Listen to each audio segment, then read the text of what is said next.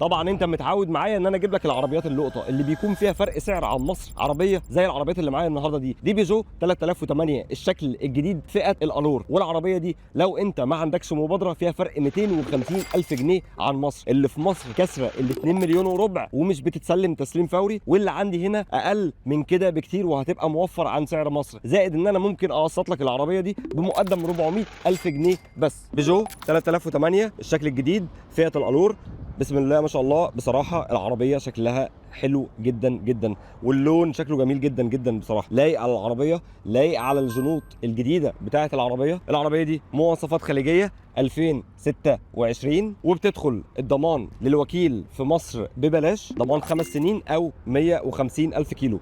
الف مبروك صاحب العربيه. شنطه الخلفيه بتاعتها مساحتها واسعه جدا، العربيه بتيجي بدواسات وبتيجي بالطفايه، دي مش اعلى فئه من العربيه. العربيه دي فئه الالور، مساحتها الخلفيه كويسه جدا، ما فيهاش فتحه سقف. عندك بقى ايه الكونسول بصراحه اللي عاجبني جدا جدا في العربيه نص جلد نص قماش، ده بالنسبه للكراسي. والطاره بتاعتها زي ما انت شايف شكلها عامل ازاي، شيك جدا جدا. والبيانو بلاك هنا مع الصرف والتقفيل في العربيه باين. عندك شاشه هنا ديجيتال، وعندك شاشه هنا بتتحكم في موبايلك عادي جدا، وعندك الجير بوكس رفعوه فوق، زائد بصمه وستارت انجن.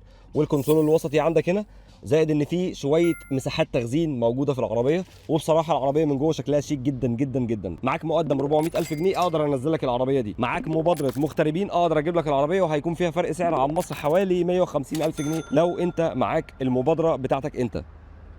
هتلاقي ارقام المعرض دلوقتي بتاعتي بتظهر لك على الشاشه. لو انت عايز تشتري العربيه دي او اي عربيه ثانيه، قول لنا ان انت معاك مبادره او ما معكش مبادره، كلمهم قول لهم انا عايز عربيه كذا كذا كذا، واحنا هننزل لك العربيه في خلال 15 يوم ان شاء الله. شكرا، سلام عليكم.